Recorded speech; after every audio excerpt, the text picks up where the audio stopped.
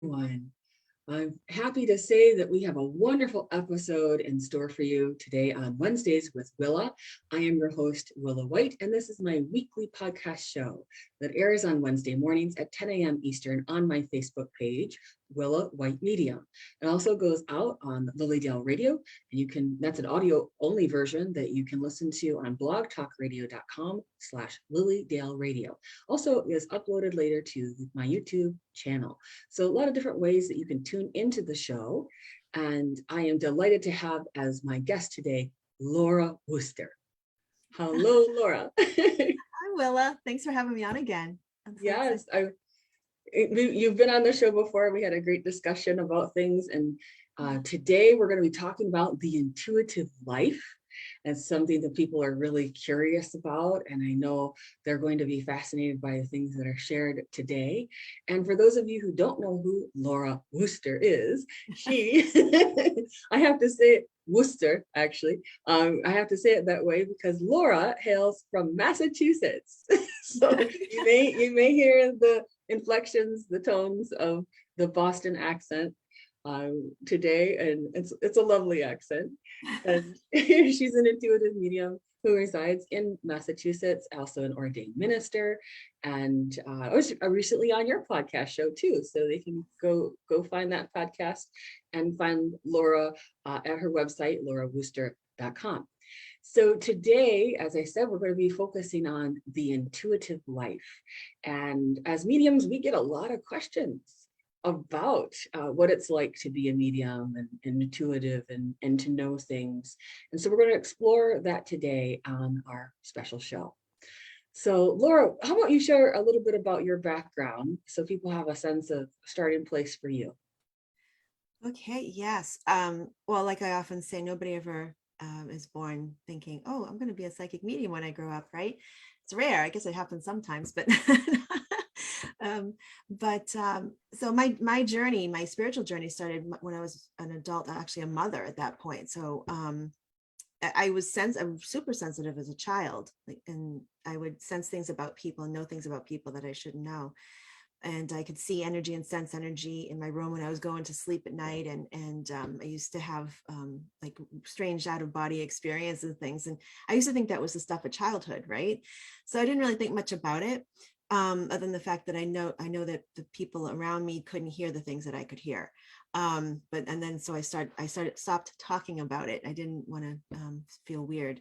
But when I became a mother, something happened, and not that I didn't experience weird things. Well, I was going to say weird, unusual things like that before that, but it really started to open up after I became a mom. I started to feel things and see things a lot more.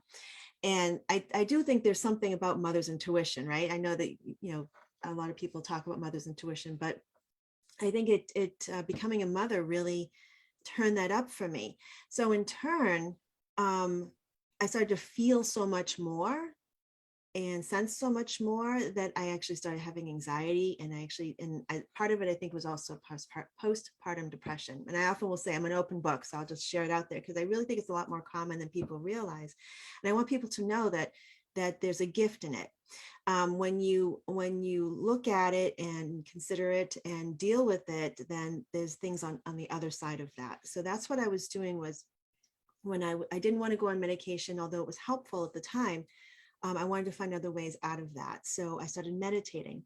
And after about 6 months, I started to hear people that I couldn't see again, just like I could when I was a child. And then I had to discover, okay, either I need to seek some help here psychologically, or there's something else going on here. So I got super, super inquisitive, asking a lot of questions, reading a lot, and trying to figure out what was going on with me. And so that started my whole journey. Mm, mm. And I think people can relate with that when things start up with them, whether they're a child or they're adult or even much later in life. Whenever that happens for you is the right time, Exactly. ultimately. But it's so amazing how some people, it starts to come this overwhelm of feeling that all of a sudden starts to build momentum, and can sometimes hit people like a tsunami in their lives. And that's where they have to definitely dive deep into not just books, but understandings and talking to the right people, because sometimes that could be misdiagnosed as having some sort of mental issue when it's really more about the energetics have opened.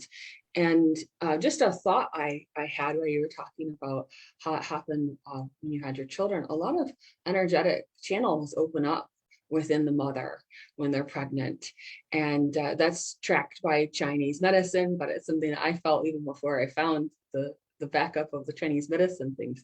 The things open up in the channels to make the flesh and the soul merge together and create this beautiful soul that's going to be here on earth as a child and grow. And so I do think that it can be a moment where people really start to evolve as mothers, because you have to additionally be intuitive as to your child's needs. They're beyond their body cues, that intuitively we have to be more aware. So I started waking up just moments before my child would start to sync up to such a level of degree. So if you're out there listening or viewing this today, please leave it in the comments that you had that kind of experience. It's a shared experience that some of us may have had. So let's continue then with your journey, Laura. And just to sort of go off on what you just talked about as well, as like opening the channels, becoming a mother, but also I think there is this holiness with being present when someone is either coming into the world or leaving this world. And you don't have to be the mother, the person that's actually giving birth, to experience it. So if you're open to it, you can feel that connection.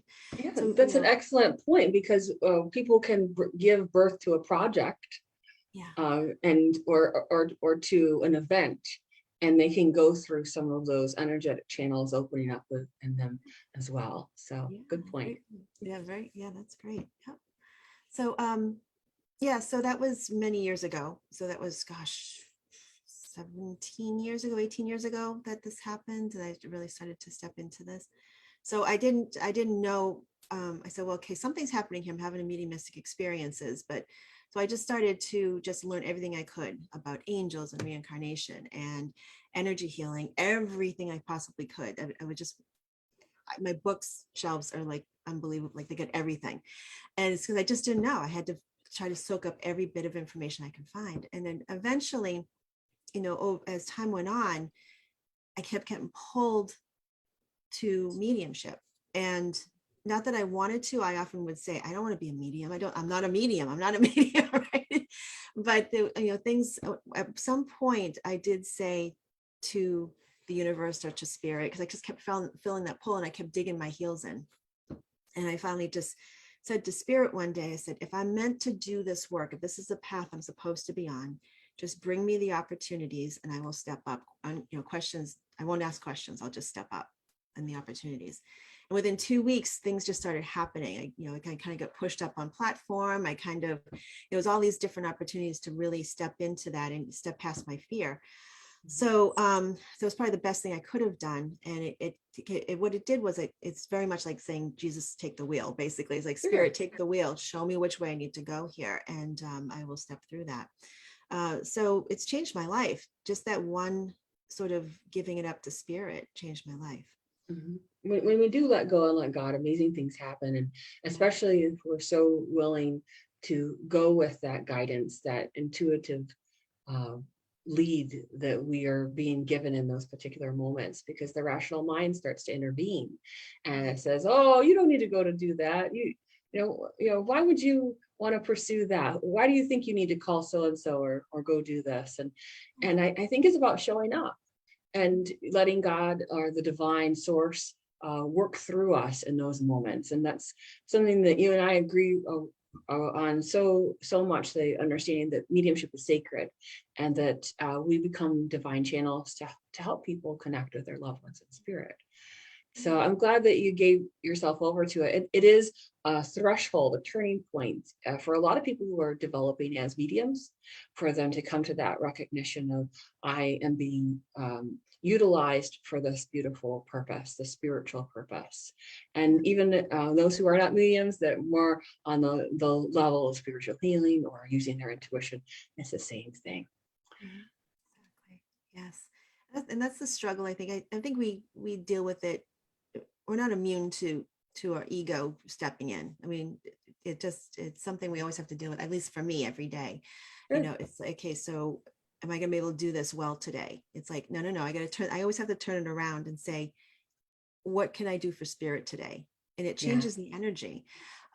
So our ego often comes in, it's just like, okay, is this going to be okay? You know, I think that's what also helps us to stay honest in the work yes, that we do.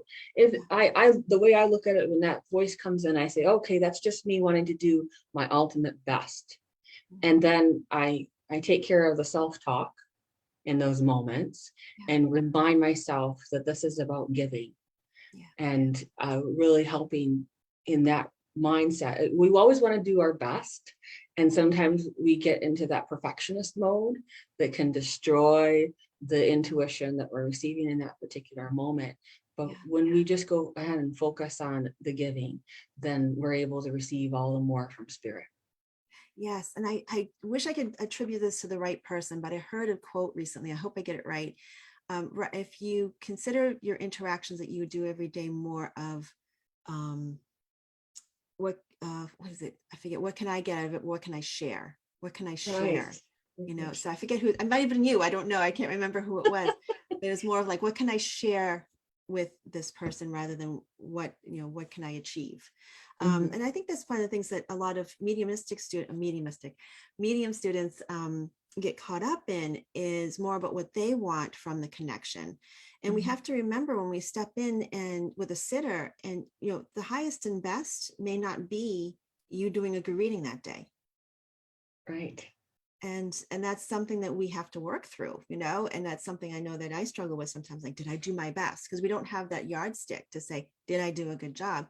But there's been times in the past where something just didn't play out right. It didn't work the way that I wanted it to, right? But spirit somehow led it a different way, and then find out later that it worked out so much better because it didn't go Mhm. that way. So Mhm. that's the struggle, I think, is just in general with mediums and people doing any kind of work, is like, what we think should be happening may not be for the highest and best of everybody. That's right. And sometimes part of what is going on in the struggle with those are the energetics beneath it all, because you have the energetics of yourself, of course, and that's something you can do as much as you can about. But then you also have the spirits that you're connecting with, and then also the client or the sitter, and all the energy that's been brought to that occasion. And so those are all factors in, if you want to say that the measure of success, and also just normal life things. There are a lot of different factors involved with making Yes. something come to fruition. And the angels do gather and they do help us through our lives to give us those divine hunches and to help us to also find a place of peace and grace when they don't go as we envisioned. Because there's a difference sometimes between our own vision and the vision that God gives us. Yes. Yes. Spot on. Yeah. And then the hard part is the discernment between those two. But Mhm. oftentimes it is just having to, you know, give it up to spirit and let them take the wheel. And a lot Yeah. of that is practice. You have to put yourself into the mode of practice, and I, like I tell my students, uh, we're going to play together. This is, this is us in the sandbox and seeing what happens. Mhm. And we need to let this be more lighthearted. And while we do sometimes have that checklist in our mind as to how we want things to connect and go and grow, we ultimately just have to let it unfold in that playful manner. And that's something that I think a lot of people in their own life, when they're trying to follow an intuitive life or embrace the intuitive life, there's that pivotal moment that you come to, and that you say, all right, this is my moment to really get this particular lesson. Mhm. Right. And that this is the moment where when in all other moments when this might come up again, I know that I want to respond in this particular manner. Mhm. So yeah, I think that's what's helped me so much in my own intuitive life, as it were. And no Mhm. doubt in yours too, right? Oh gosh, yeah. I mean, I often say to my students, I'm like, the things that don't go well, that's where you're going to learn the most from. So, Absolutely.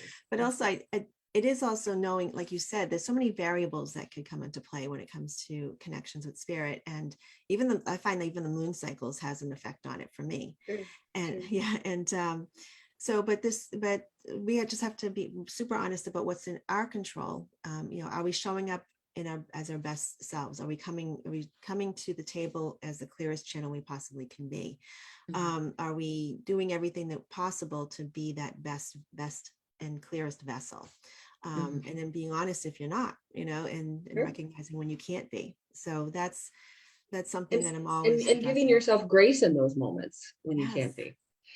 Now, maybe we should lean into the understanding of living that intuitive life, yet you're still living the earth plane life, Mm-hmm. and how you merge those things. I think it'd be fun to explore that part too, because there's that understanding of you being a mom and having to go forward in the regular life ways and not just be an intuitive or be a medium. People are always curious. They always ask me, and I know they ask you, how do you even do that? Are you bombarded by spirit all the time?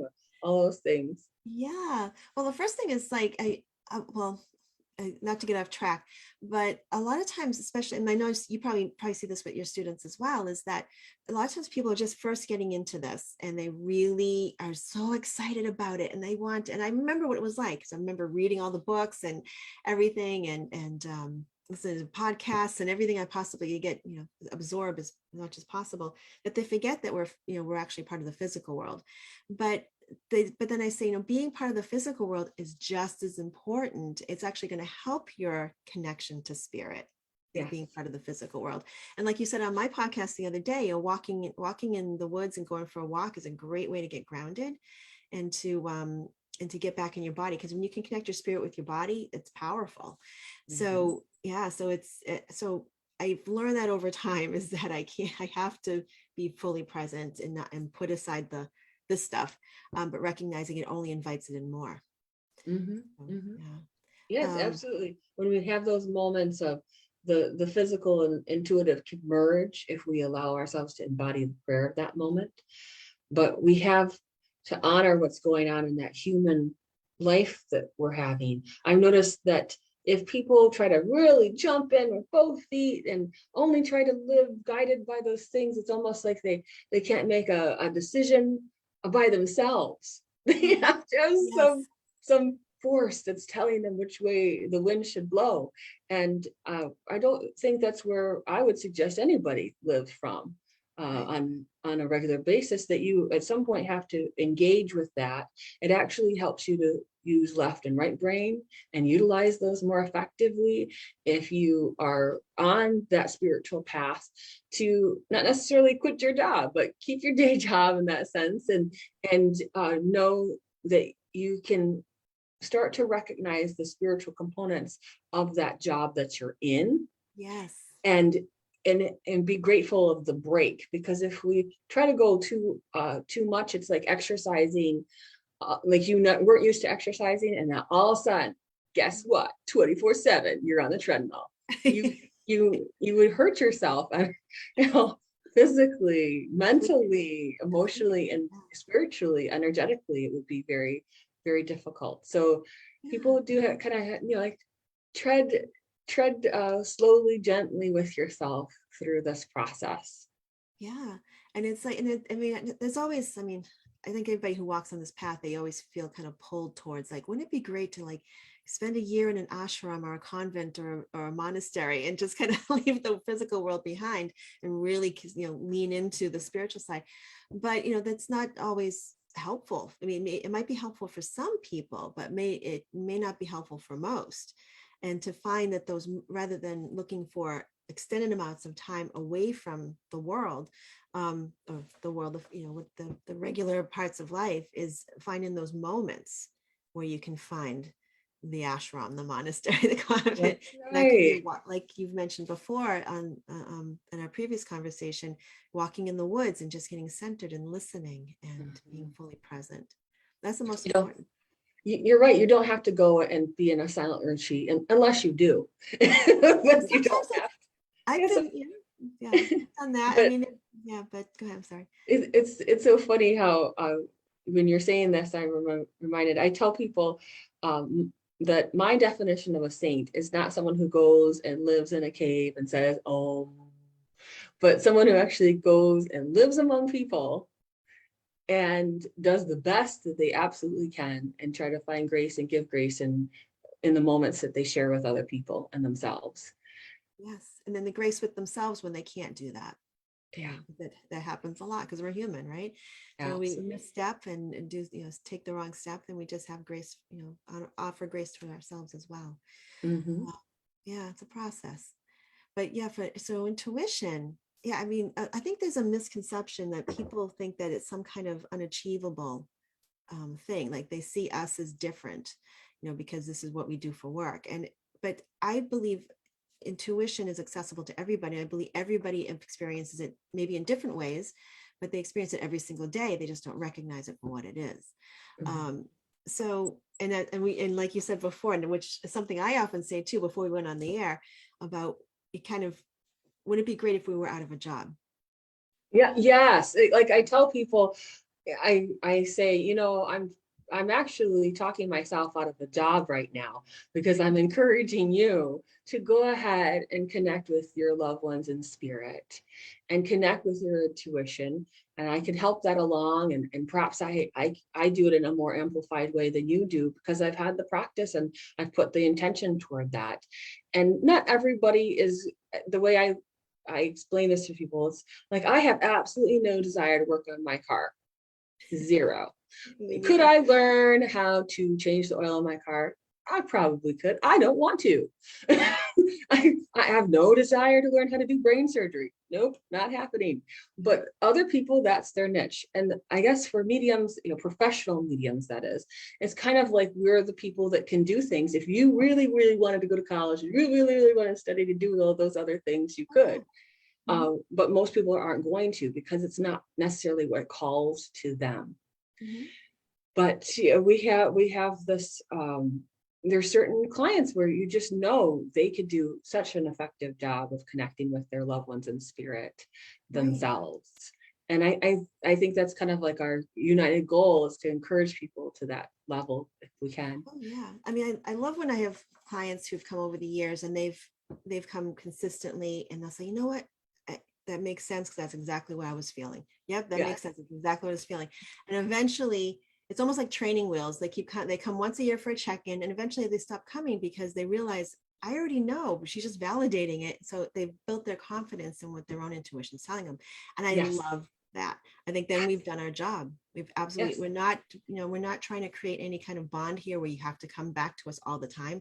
That's not our intention. And No. so when people do disappear, I'm so happy. And not that I don't want to see them. I miss them.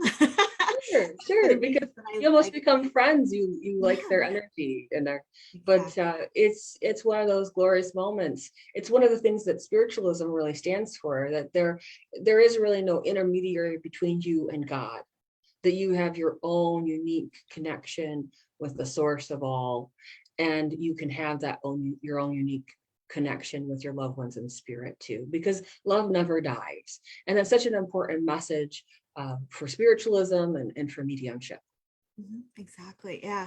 So it's recognizing we all have that ability. It's just practice. It's like, and just like you were saying, like if the two of us could throw, like we can go in the backyard right now and we could throw a football between the two of us, right? We may not always land into our hands, but but we can throw a football. We But make it's our families laugh. yeah, we think, what are these crazy people doing? But but if we had a coach come in, say we had Tom Brady come in and gave us a few tips on how to throw a ball better and get it, I can get the ball from me to you and Yep, quicker and easier. true. Then we would do that, right? So we kind of think of like that, not everybody's gonna be Tom Brady and not everybody's gonna be, so it's but we can throw a ball. Mhm. So think of it, I always say think of intuition that way and just it take note in what you feel every day and acknowledge those feelings. And I was, saying to someone else the other day, I said, if people would stop looking at, and I kind of get a little antsy about this, because we can see with our eyes and we know what we're seeing with our eyes. We can hear it with our physical ears. We know what we're hearing with our physical ears. But why do we deny the same level of confidence in what we feel? Because it's, to me, it's just another sense. right? I'm sure you feel the same way. Absolutely, but we've been trained out of that as a society, as a culture. We've been trained to only allow that which makes sense to the left brain, that which can be cataloged and categorized to Yes. be, in quotes, the truth. But it's not about that. There's such an inner life that's going on with all of this that has such validity. And, as people, science is catching up with it to some extent. The research that's been done on the vagal nerve and all kinds of things that are happening in terms of studying of meditation. And it's because people don't want to give over to their God or divine experience. They want to pick it all apart so they know how the engine works. But Yeah. but for us, it's really about just going ahead and having that experience and allowing it to be true. Yeah, exactly. And and knowing that sense, our feelings or senses actually are valid. And Yes. I understand the picking apart thing. I'm married to an engineer. He makes robots. He's like, how does it work? Tell me how it works. I'm like, and it's like it's yeah, there's a sense of just trusting. Knowing yourself is a big thing, and recognizing what knowing when you sense something and acknowledging it and seeing a pattern of that. And that's Mhm. essentially what intuition is. It's acknowledging a pattern that you sense Yes. consistently. And so if you take note of it, I think if people just take note of that, like if I feel a certain way this way, I know that there's a potential outcome for this. This is typically what happens. Mhm. And a lot of times the people will completely recognize when we talk about the solar plexus, when your solar plexus feels a little tight, or you just feel a little, some people might feel a little nauseous. There's just something there where something's off, and Mhm. there's everything in front of you is looking as if everything's okay, but something may just feel off, and you trust it. Just note it and trust it. And I don't know about you, but anytime I felt that, and I will 100% follow it over anything logical that pops up in my head. Right? Mhm. Mhm. And I think we Because have a that little, that will lead you to where you're supposed to go. It's where it takes you on the road less traveled, perhaps, but it's something that actually keeps you safe. It's that understanding of, okay, this is where you need to be guided in this particular moment through the landmines of life. yes. Yeah, Mhm. exactly. There's something more, there's something under the surface here that you're sensing that needs, you need to go this way or that way. And where was I going with that? There was something else that I was a thought process I was going with that. See, life of a medium, ADD. Like, I literally am just looking out the window. Birds just flew by the window. I'm like, oh, look, birds.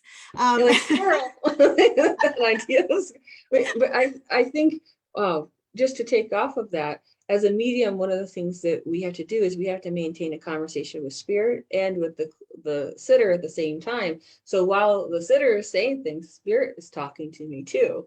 And so you get into that flow when you start to say, okay, with spirit, I'll stay focused. I'll hear what they have to say and hear what they have to say. But um, I can balance both of those conversations at the same time, even though it looks like I'm not, Right. right? Yes. It's Yeah. balancing of the conversations. So it's okay that you see the bird and you're having a conversation. It doesn't necessarily take you off track. It's all part of it. Exactly. Exactly. So it's yeah, so it's like, especially like, spirit, person in front of you, and then if there's anything else going on, if anybody's ever, any of the students watching, the best training is a psychic fair, because you have to be able to cut out all the other Figure it noise all out. around you and listen to spirit and listen to your sitter. So That's right. yeah, so it's And also I think it helps being moms too, because we usually have ma ma ma ma. we have to do with it and focus on all of those things. One of my mediumship teachers way back when, she says, I knew that I had it when I knew I could sustain connection with spirit and everything when they were cutting a tree down next to my house during a reading. I knew I could do it through anything then. Yeah, yeah, that's true. And being a mom does really train you for that, because you have to focus on things, and there's so much going on and noises and yelling at you. yelling for your attention. And spirit's nicer about getting attention sometimes, right? Yeah, they're not as, well, they can be persistent, but They can be for sure. um, yeah. So I think, so the bottom line, I think, is just paying attention, for anybody who really wants to tune into their intuition more, is just pay attention to how your body feels, Mhm, and don't discount it, until you can gain confidence in what you're feeling. mhm. And, those random things that kind of pop in your head, aren't necessarily random. Some people might pick up, someone was talking to me the other day, and she said, I'm flooded with stuff. I'm like, what do you mean you flooded with stuff? She's like, I pick up everything. I see pictures, I see things, I hear things, blah, blah, blah.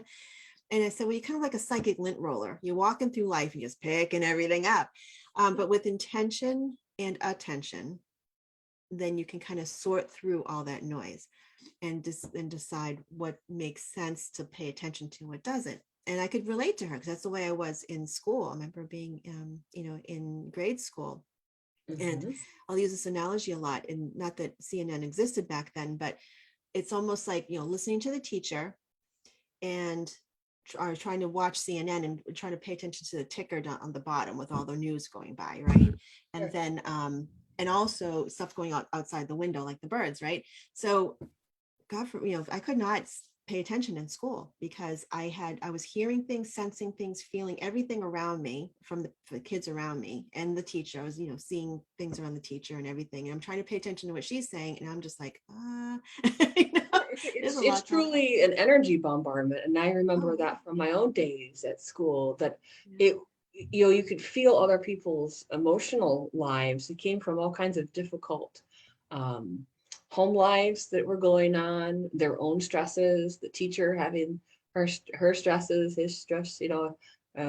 Having that understanding that when you first enter into school, unless you have learned how to really be self-contained, it can be very difficult. And when a person starts to develop their intuition, even later in life, it can be like that.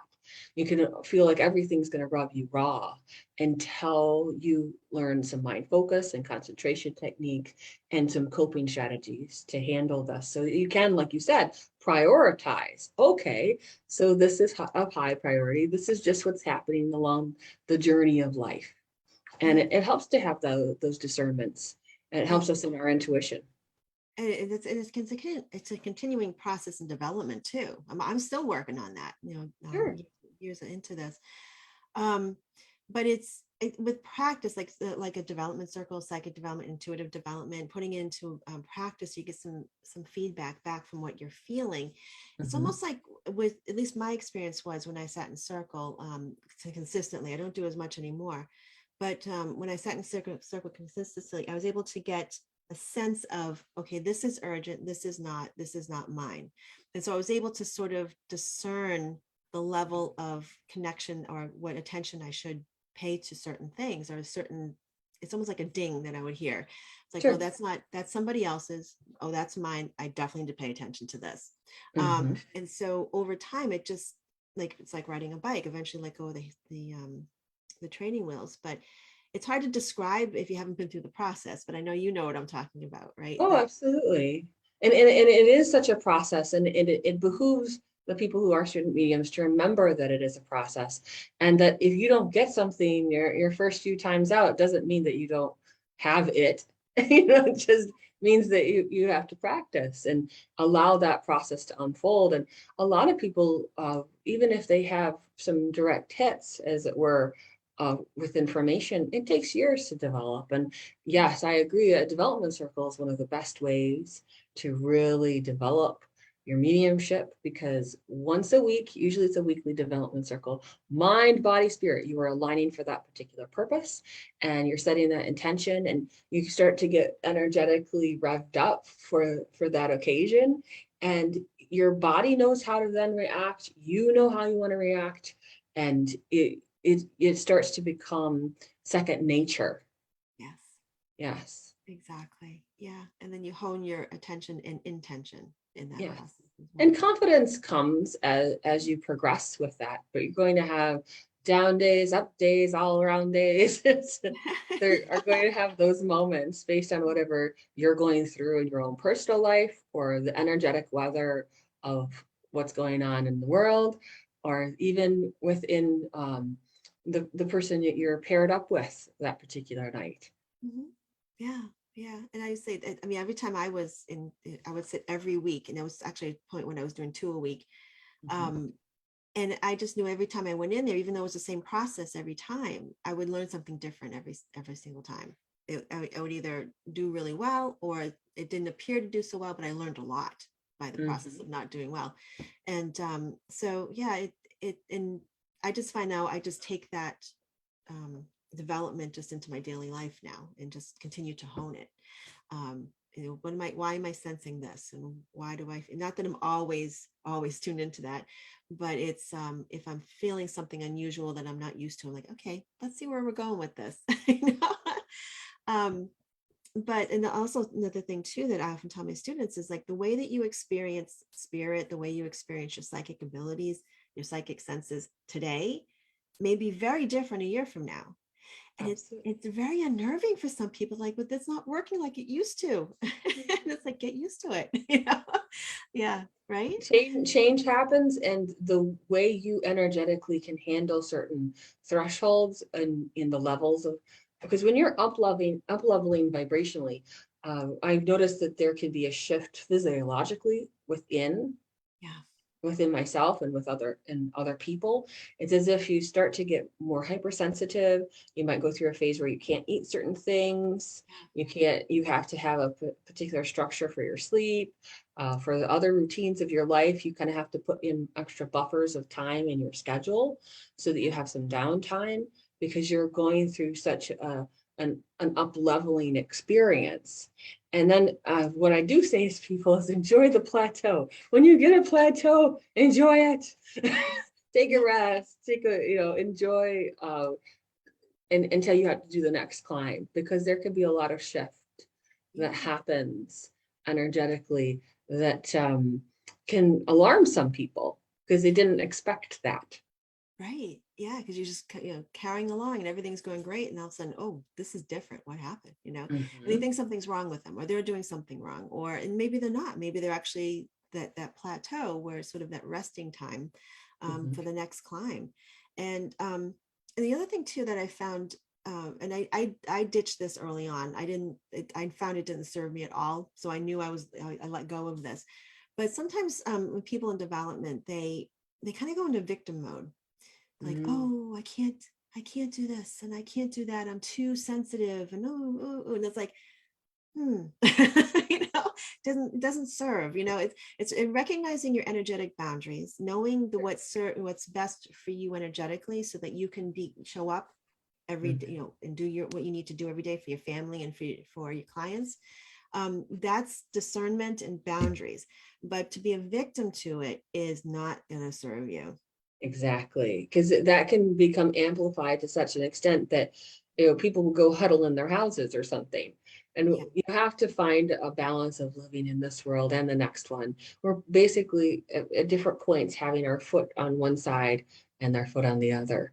And you start to recognize that you can't live in that position at all times in order to serve what's going on in your life or in the lives of clients.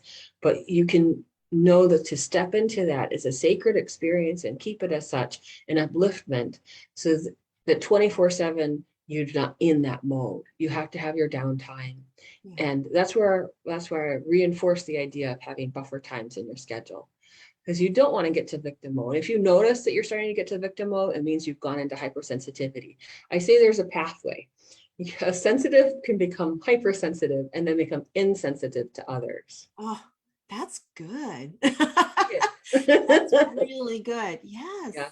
Yeah. Because it's almost like they go, and then before you know it, it's like Pompeii happens.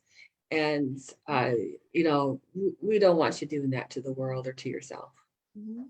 Exactly. Yes, that's a good point. I liked how you stated that. That's really good. I'm going to Thanks. borrow that. Quote, well away. Love that. Yeah, but the point is, it's like, it is accessible to everybody, that's, and to recognize, just if there's one step that people could do today, if they really want to get tuned into their intuition, just acknowledge what you're feeling, Don't discount it. Even if you don't want to verbalize it, because you don't necessarily want to act on everything you feel, because it that's not always healthy. But to acknowledge it to yourself, if you have to keep a notepad and write things down, that's great. Today I journal. That's why journaling is so good, because you It say, is. today when I ran into so-and-so at the grocery store, I kind of get a sense that something wasn't, I felt a little uneasy or whatever, just take note. Doesn't mean you have to act on it, but just say something was different, Right. you know, And and it's not your job to fix the world too. That's, exactly. yeah. Yes. That's my next point. Yeah. Yes. And just because we sense it doesn't mean we're supposed to jump in and help. That's because so many people that they say, I had a dream last night about this or that, or should I do something? I wouldn't, I firmly believe, just because we sense something or see something, I think if we're given the ability to actually step in and help, great. If we just know, it's like, if someone's running, if someone's stepping in front of a car and you're right there and you move them out of the way, yes, there you go. Your senses, your eyes were able to see something was going to happen, or maybe even sense something was going to happen. You had the ability, you were right there, and you were able to push them out of the way. Sometimes it's like I say, it's like reading the headline in the newspaper before it happens, right? But what are you going to do? Some people, that's the thing that's really disconcerting for some people, because I feel like something, when things, I saw this was going to happen and I wasn't able to stop it, like 9/11. So I have something to say about that. So Yeah. when you have that information, it's not necessarily something for you to do something about. It's so that you can be stronger in the moment when it comes. Yes. So that not everybody is in shock. So that at least one person or more can kind of be like, I understand that this needed to happen for whatever reason. And sometimes you don't even know the reason, but it had to happen. And that way you can be stronger to help other people when they're in their shock moment, if there's a tragedy that's going on or a confusion that's going on, that you can be the steady force. So the way I explain it is that at that point, that's your job, is to Yes. be the support. Exactly. Yes, I totally agree. And that makes so much sense. So we do get these heads up so that we can be prepared for this. And, like so many people, like I was saying before, so many people have had the heads up about 9/11. They didn't know what was going to happen, but they got the heads up. And then so that we could say, okay, hold space for other people who maybe have sidelined by that. Mhm. Yeah. So if people look at it that way, rather than feeling like they have to act on it, I mean, like I said, I feel like if the ability is there to actually make a change, it will be right in front of you. Sure. And then you can put your hand into it. But the interference is not helpful if you're doing someone else's spiritual homework. The universe always knows who is supposed to do the homework. They can't put the check mark next to the person's name unless they do it. So a lot of people will start to do something for another person because, they could do it better. They could do it faster. It's easier for them. And then they're like, I just fixed that for them. And they have to do it all over again. No, no, no, no, no, no. That's for them to do. And I think one of the hardest things when you are intuitive is not intervening, is not telling them, is not saying 1, 2, 3, this is how you fix your life, but actually just trusting in their journey. Yes. Yep. And Holding space for them, energetically but weaning yourself from them to some extent and allowing them to walk on their own 2 feet. You can't crawl for your child. You can't walk for your child. You can't do those things. They have to do those steps and stages for themselves. And it's one of the hardest things. Being an intuitive is kind of like being a parent to the world and you having to let go. yes, that's so true. Yeah. And become, you want to become spiritual codependent for people, so that's the tough part to recognize, is that especially people who are developing mediums, and they're, again, going to use the analogy of going to the grocery store and you feel like someone's grandmother's around them, and it's like It's not ethically responsible. Yeah. Yes.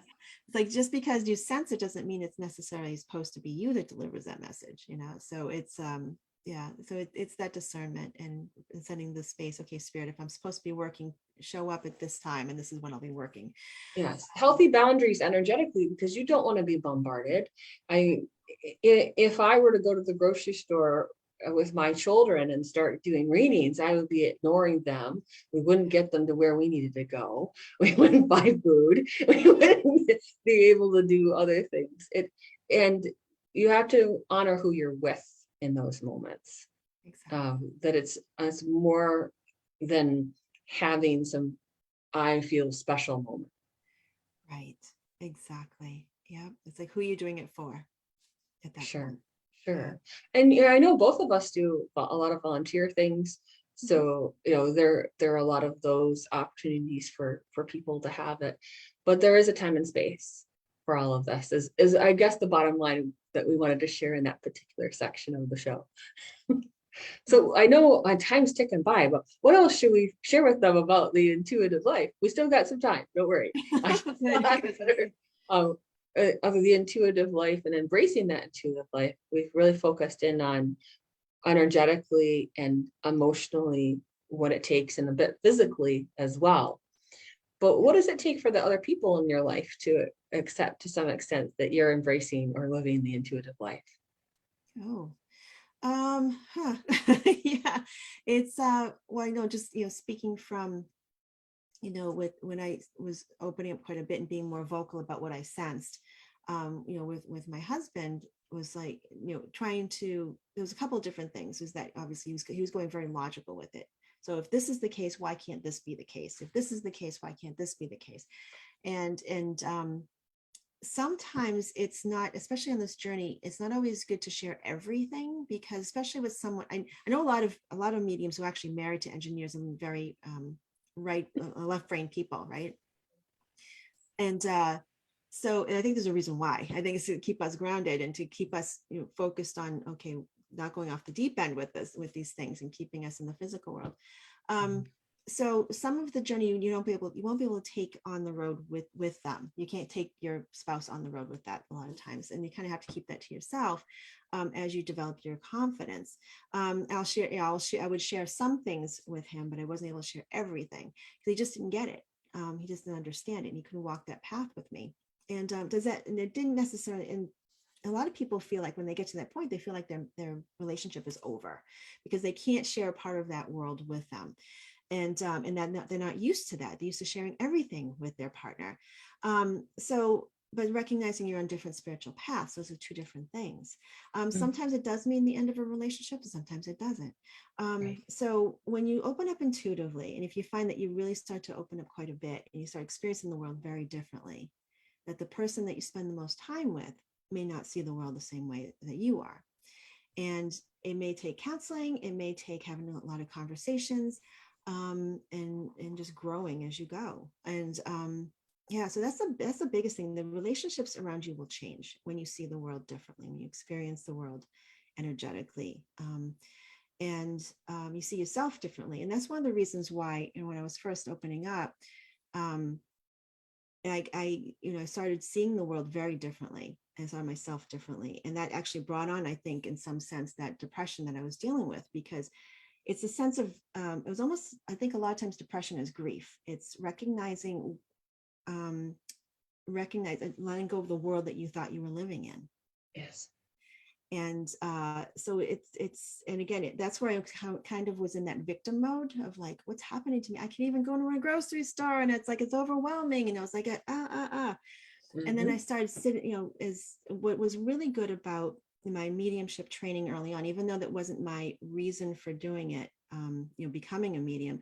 But I think it's one of the reasons why I was kind of pushed in that direction, is that I started to learn how to own my own power, which is sitting in the power and being able to hold my energy, and to hold that energy with spirit, and to be not be as affected by what's going on around me.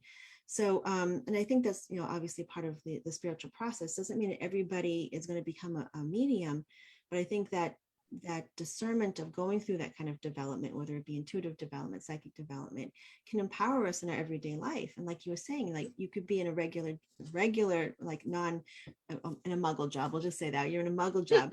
Um, but it could be like the best thing you could possibly do for your development, Mhm. because it Mhm. gets you grounded. It gives you opportunities to practice that spiritual discernment in the physical world. So oftentimes people think they need to dump that, and not necessarily. Not necessarily. And I love your point about the fact that if people don't feel that their spouse or that their partner is on page with them, it doesn't mean that it has to be the end of the relationship. Oh, you just don't get me. Well, it'd be like you saying to your engineer, or your engineer husband saying to you, well, because you don't understand engineering to the level and depth that I do, we're on the outs. Yeah. It would be ridiculous to say that to somebody. But this is about spiritual things. And I do believe that the Bible talks about people being evenly yoked. And that does make sense to me energetically. They use that when oxen would pull the cart, and you want them to be evenly yoked, because otherwise it's going to be a really upset kind of cart moving forward. But you can have that even if they don't know the full range of the spirit life. It doesn't, with my own husband, he doesn't know the full range. He hasn't experienced that full range, but he's experienced enough, and he loves me enough and has confidence and is proud in what I do, that it all works.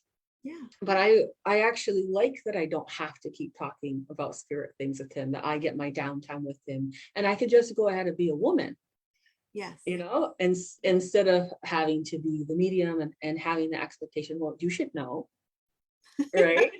Right? Because some people's spouses or partners could get really snarky. Oh, if you know that, why don't you know this? Oh, it happens sometimes. Yeah. Yeah, I'll have a look on my face. I'll get that sort of, I don't even know what it looks like, but it must be what it looks like when I'm working. So every once in a while, my husband will look at me and he'll go, okay, there must be a disturbance in the force. What's going on? And it's like, yeah, I'll let you know once I figure out what's going on here. You know? It's so funny you say disturbance of the force, because you got R2D2 behind you. Yeah. But there is an expectation. There's a difference between teasing and being actually like mocking or scornful. I wouldn't necessarily put up with that in an intuitive way. That's where I would draw the line. Yes. Mocking and playful mocking is fine, because I know that's where it's coming from. It's just playful. But mocking, putting you down, what are you doing? You're crazy, you're out of your mind, things like that. That would be a big game changer for me if that was going that way. So yeah, that's a relationship problem. That's not a spiritual problem. Exactly. So, yeah, but that's not the way that it went. But the cool thing is as we, and this goes for anything, when you're walking on a spiritual path or awareness, or maybe you're just becoming, more involved with Buddhist teachings, whatever it may be. It doesn't have to be mediumship. And just doing what you're doing and living your life that way and unfolding that way, the people around you, just by osmosis, I think, just kind of they kind of start to pick things up. And just to use an example, my husband's really into genealogy. And so he's been looking a lot of history with his family and like deep New England roots. So he was doing some cemetery hopping to look for stones and to take pictures and things like that. And he went out to a huge cemetery that his loved ones are at, his relatives, ancestors, I should say. He's never met them. And he'd never been there. So he didn't know where their stone was or where their plot was. So he said, I'm going to try something. And I'm always like, he's always picking stuff up. Because I guess he had a conversation in the cemetery with his ancestors, which for him to actually talk about that was like a big thing, right? So he said, yeah, I was talking to my people and I said, lead the way. Can you lead the way? And he said he was worth a shot because he had nothing to lose, right? So then as he finished his sort of talk with his ancestors, a hawk flew overhead and circled and then kind of went in one direction. And he said, oh, okay, I have nothing to lose. I'm going to follow the hawk. And he went, and the hawk was circling over a spot. He went to where it was circling, and there was the plot for his family plot that he was looking for. He's like, it worked. I'm like, yes, it works. It can work for anybody, even engineers. You're an engineer. And see, that's what people think, oh, if I'm left brain, I can't do this work. And that's not true. That's not true. What it does take is that you can utilize your imagination with this, but also allow and trust in your own spiritual connection. And that's what can happen over the course of a marriage to an intuitive. They can become into that level of degree. And what's so funny is my husband is, I consider, freaky psychic. And what I mean by that is my husband is too, actually. Yeah. He doesn't know that about himself. Yes. But he is. Like he'll say things like, how did you know that? It wasn't common sense. It wasn't, and even it's about like other people's relationships. He just like bang right on there. But if we try to point it out, it could actually make them stop. So for those out there that you're the intuitive and your spouse is not considered that way, just be careful how you play that game. That you just say, that's really great. You don't point it out to them how freaky psychic they're being. Because that's very insightful of you. Right? Because it's something that people are much more intuitive than they give themselves credit for. Yes. Because they think it should come a particular way, a certain way, and it doesn't work in that manner. And I just love that story of your husband going in the cemetery and really letting himself be led in those moments. And we could be led more than we realize by the divine source. That's a fantastic example. Oh, wow. What a great conversation. This has been wonderful to explore the intuitive life with you. I know time's gone by so fast, and there's more that we could add to all of this. And it's been such a wonderful experience for our viewers and our listeners to get some insight into the intuitive life with you. So Laura, I appreciate you being on the show today. And I always love the conversations we have. They're fantastic. And I want to let people know that next week I have as my guest Janet Nahavik. We're going to be talking about the doorway of death and life. So dun dun dun. It would be some great times to be had with Janet Nahavik next week, and I'll have more great guests on the show in the weeks to come. So stay tuned to Wednesdays with Willa. You can like and share and follow so that you're aware of all the different events that I offer and when my podcasts go live, so that you don't miss a beat. So tune in next week, Wednesday at 10 a.m. You can also look at the archive videos of show. Look back to the other show I've done with Laura Wooster. And that way you can enjoy more things that she has to share. You can check her out on her website, laurawooster.com. All right, everyone, have a beautiful, wonderful week. I'll see you next time. Bye-bye.